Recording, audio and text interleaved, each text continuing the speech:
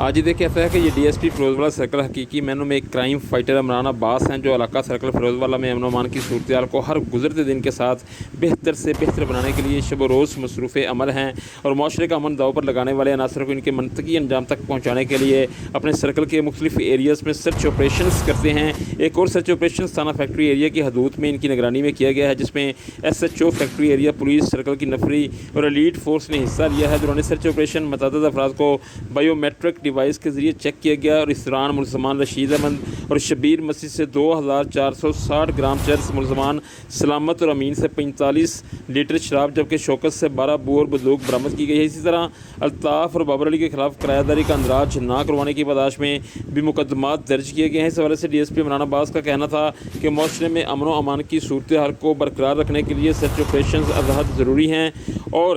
قانون ہاتھ میں لینے والے عناصر کے خلاف بلا امتیاز اور بغیر کسی دباؤ کے سرچ آپریشنز کا سلسلہ جاری رہے گا۔